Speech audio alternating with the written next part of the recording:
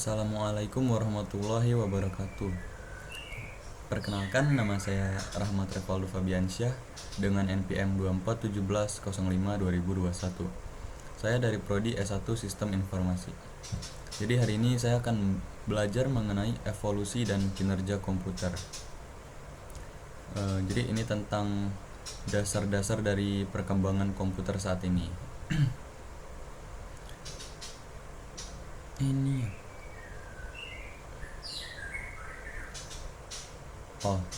Jadi komputer pertama itu dibuat pada tahun 1946 oleh John Mauchly dan John Presper Eckert di Universitas Pennsylvania.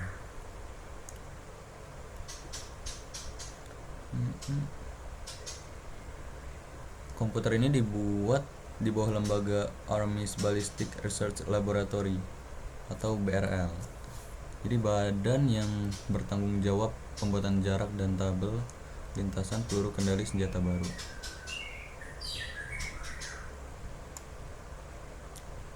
Tugas ini juga dilakukan oleh kurang lebih 200 personil dengan menggunakan kalkulator untuk menyelesaikan persamaan matematis peluru kendali yang memakan waktu lama.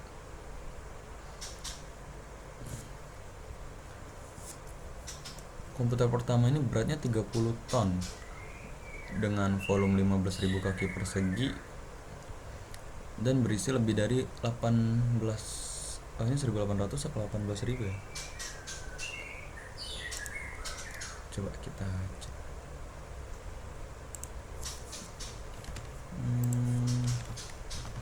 Berapa tabung waktu di komputer pertama?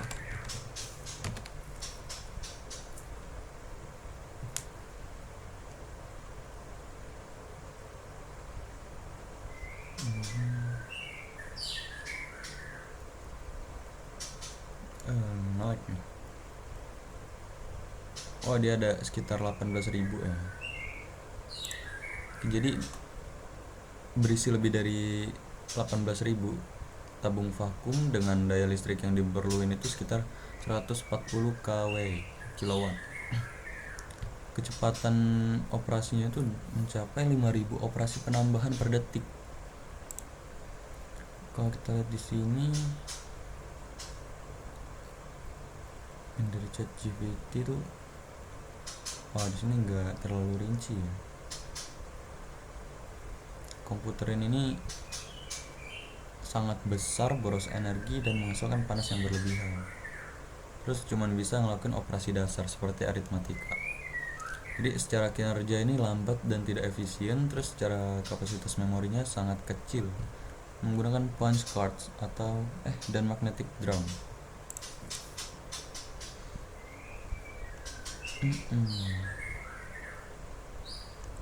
John Van Neumann, seorang ahli matematika yang merupakan konsultan pembuatan ENIAC.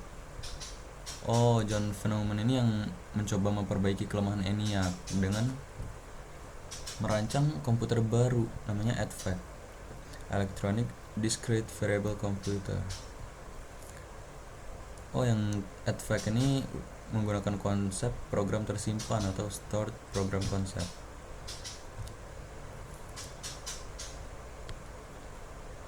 Terus struktur IAS atau Institute of Advanced Studies itu ada memori utama, Arithmetic Logic Unit atau ALU untuk mengolah data biner, Control Unit untuk melakukan interpretasi instruksi di dalam memori sehingga adanya eksekusi instruksi tersebut. Terus input output ini untuk jalur komunikasinya. Gambarannya kurang lebih kayak gini ya. Unit control ini untuk melakukan interpretasi instruksi. Ini sebagai jalur komunikasi, ini untuk penyimpanan.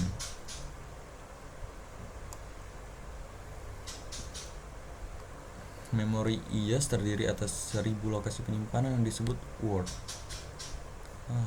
Word terdiri atas 40 binary digit.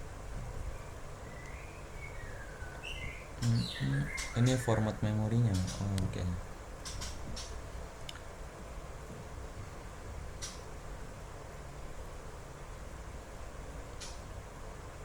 Ini register. Dalam register itu ada memory buffer register, memory address register, instruction register, instruction buffer register, program counter, akumulator, dan multiplier quotient, data transfer, unconditional branch, conditional branch, arithmetic, address modify.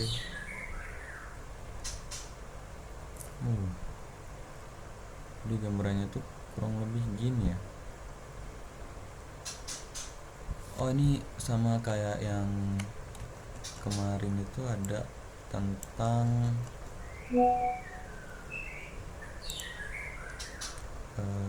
nah ini ya. Jadi ini gerakannya tuh, ini unit control, ini kepenyimpanan dari data luar tuh dikontrol untuk disimpan. Terus mana tadi? Nah ini kurang lebih gini juga. Jadi dari input output itu bakal diproses.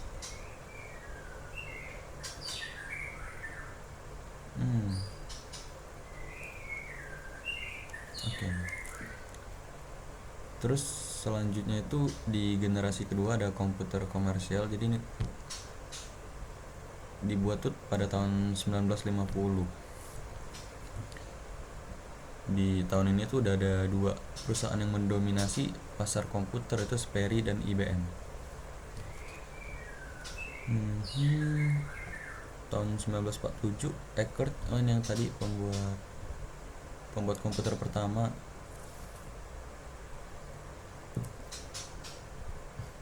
Mereka buat komputer lagi yang UNIVAC One, Universal Automatic Computer. Ini jadi tulang punggung penghitungan sensus tahun 1950 di USA. UNIVAC 2 memiliki kapasitas memori lebih besar dan kinerja yang lebih baik. Ini lebih baik dari yang komputer pertama karena ini udah. IBM juga sama. Seri pertama IBM itu ada seri 701 pada tahun 1953 yang udah terus berkembang sampai sekarang, udah lebih baik. Ada generasi kedua. Generasi kedua transistor 1955 sampai 1965. Yang ini pakai semikonduktor apa? Sejak pesatnya teknologi semikonduktor hingga menghasilkan komponen transistor membawa perubahan besar pada dunia komputer. Jadi di generasi kedua ini itu komputer nggak pakai tabung vakum lagi yang perlu daya operasional besar, dan diganti pakai transistor yang lebih kecil.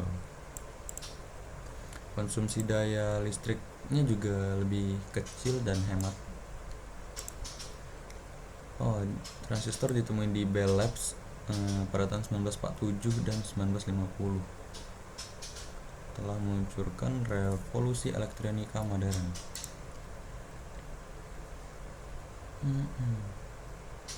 NCR dan RCA adalah perusahaan yang mengembangkan komputer berukuran kecil saat itu, pada tahun 1950-an berarti.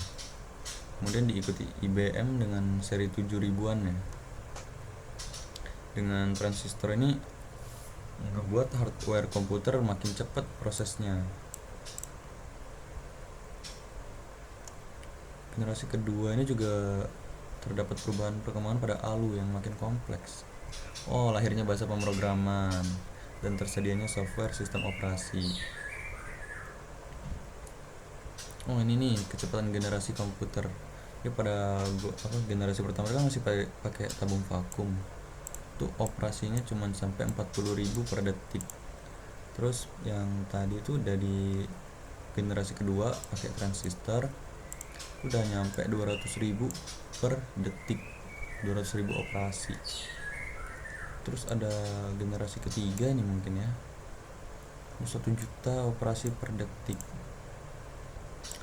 lanjut lagi ini sampai 10 juta operasi per detik. Terus ada yang very large, ini 100 juta per detik.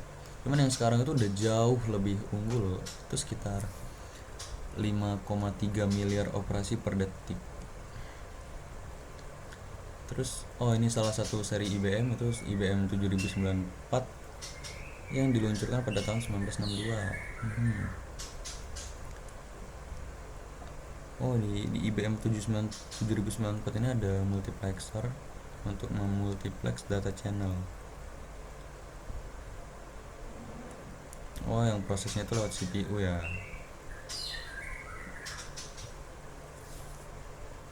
Terus ada generasi ketiga. Generasi ketiga ini yang tadi integration ya, 1 juta operasi per detik kurang lebih. IBM System 360. Generasi ketiga ini ada di tahun 1965 sampai 1980. Ditemukannya IC atau Integrated Circuit. Dengan IC ini mempercepat proses komputer, kapasitas memori juga makin besar dan bentuknya semakin kecil. Jadi kapasitas memorinya udah lebih banyak dan bentuknya itu semakin kecil, nggak kayak yang pertama itu udah kapasitasnya masih kecil, itu bentuknya gede-gede. Terus tahun 1964 keluar IBM System 360 yang telah pakai teknologi IC. Dalam satu dekade IBM menguasai 70% pasaran komputer.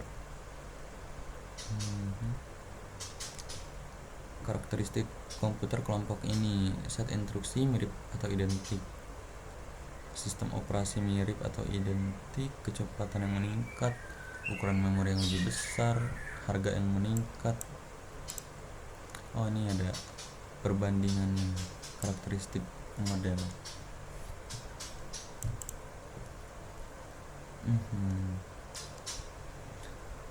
Terus pada tahun yang sama itu DIC ngeluarin PDP-8, komputer yang lebih kecil dan lebih fleksibel, mirip-mirip sama IBM System 360.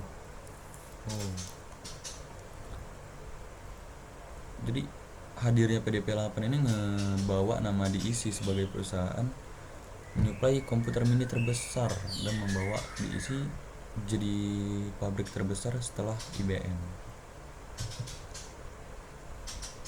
Cuman di PDP ini beda sistem, soalnya di PDP itu menggunakan sistem bus. Terus ada generasi keempat, ini udah very large scale integration, itu yang tadi sekitar 10 juta ya, very large. Udah 100 juta. Ini era keempat, ditandai adanya VLSI. Paket VLSI dapat menampung 10.000 komponen per keping dengan kecepatan mencapai 100 juta operasi per detik. Masa-masa ini nih udah ada Intel seri 4004, dapat menemukan 2 bilangan 4 bit, hanya dapat mengalihkan dengan cara pengulangan penambahan. Emang masih primitif, tapi ini tonggak perkembangan mikroprosesor. Ini ada grafik datanya yang perkembangan Intel kalau nggak salah. Di 1970 itu ada Intel pertama 4004 sebagai tonggak berkembangnya Intel. Terus ada Intel 8086, Pentium Pro, Pentium 4.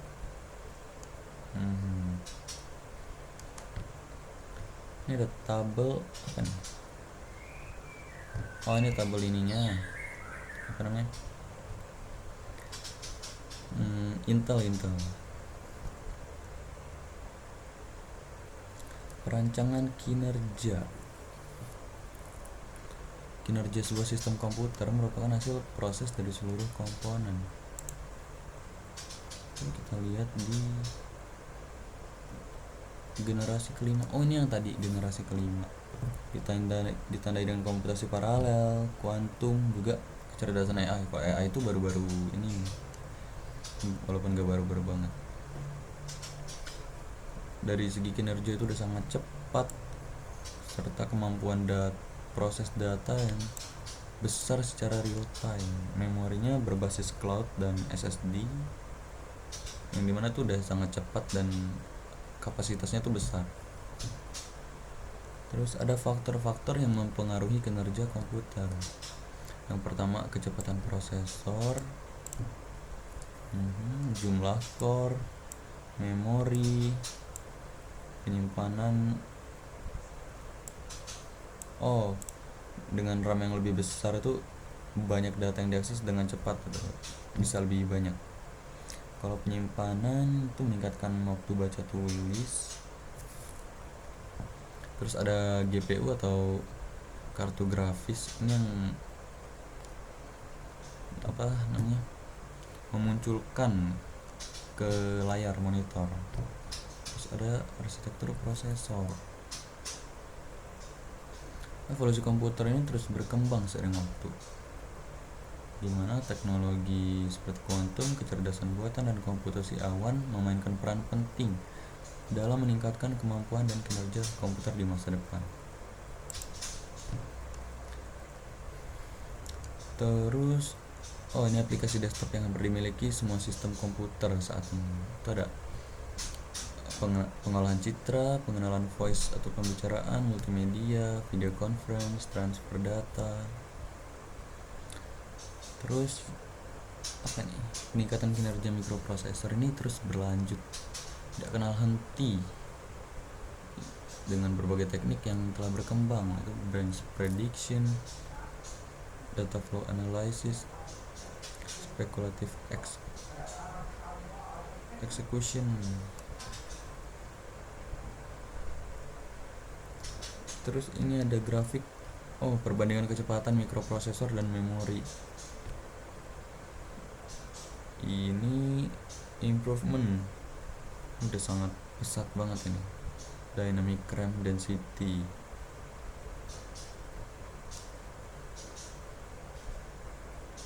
Terus ada contoh evolusi komputer. Itu ada kelompok komputer Pentium Intel dan PowerPC. Kalau Pentium Intel itu mendominasi pasaran secara teknologi, sedangkan PowerPC itu merupakan kelompok komputer yang menerapkan teknologi RISC, Reduced Instruction Set Computer. Ini Pentium, ini perbedaan berarti ya. Coba kita cek dulu. Jadi Pentium itu produk Intel yang mendominasi pasaran prosesor hingga saat ini. Ini ada generasi pertamanya itu ada 8080 pada tahun 1972, terus 8086 di tahun 1974 dengan microprocessor 16 bit. Jumlah instruksi mencapai 111 dengan pengalamatan ke memori 64 KB. Ada juga 80.286, 8386. Ini udah mesin 32 bit. Ini jadi produk terunggul pada masa itu. 8486 ini di tahun 1989. Ini udah ada teknologi cache dan pipelining. Terus ada math coprocessor juga.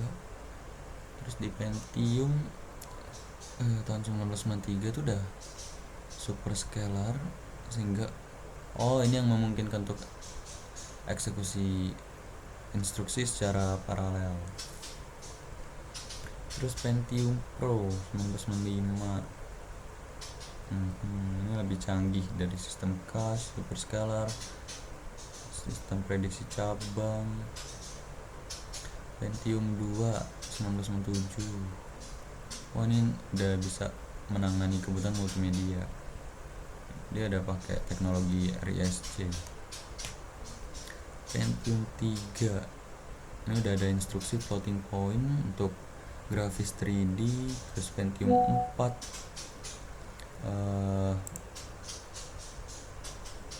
Dia udah sama, masih floating point, cuman lebih canggih. Itanium memiliki kemampuan 2 unit floating point, 4 unit integer, 3 unit pencabangan, internet streaming, 108 integer register.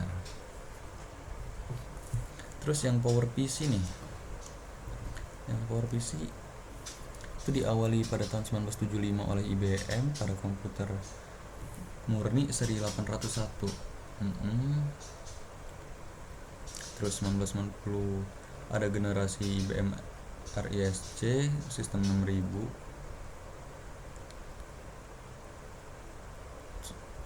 Gara-gara arsitektur itu IBM lebih dikenal sebagai arsitektur power. IBM ini kerjasama sama Motorola yang menghasilkan mikroprosesor seri 6800. Kemudian Apple menggunakan keping Motorola dalam Macintosh, Mac ya. Terus sekarang ada 4 kelompok PowerPC. Yang pertama itu ada 601. Ini mesin 32 bit. 603 yang merupakan komputer desktop dan komputer portable. Ini lebih murah daripada seri 601 untuk keperluan efisien. Terus seri 604 itu udah menggunakan low end server dan komputer desktop. Seri 620 ini untuk high end server, udah 64 bit ya. 740 terus 50 itu seri dengan kelas L2. Apa nih? Seri cache L2 komputer.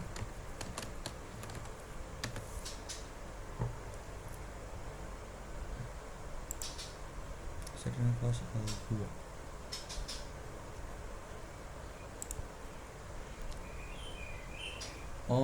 Cache level 2. Ini bagian hierarki menyimpan data sementara yang sering diakses prosesor dengan tujuan mempercepat proses data. Ini cache L2 ini lebih besar tapi lebih lambat dibanding cache L1 yang lebih dekat ke inti prosesor. Ini ada contohnya Intel Pentium Pro 1995. Terus di generasi kedua di tahun 2000-an juga udah nambah, seringkali di 512 KB hingga beberapa MB. Terus yang terakhir itu ada G4. Ini sama kayak seri 750 tapi lebih cepat. Dia menggunakan 8 instruksi paralel. Jadi komputer itu dari awal berkembang pesat udah sampai sekarang, yang dimana dulu komputer tuh cuman sekedar alat hitung yang operasionalnya itu juga ribet, susah ya. Cuman sekarang komputer itu udah bisa lebih banyak hal, bukan sekadar alat hitung doang, bahkan udah bisa membantu kehidupan sekarang. Ditambah lagi dengan kecerdasan buatan yang baru-baru ini, walaupun nggak baru banget, itu sangat berguna banget. Ini salah satu contoh kecerdasan buatan, dimana kita bisa nanya apapun itu bakal dijawab.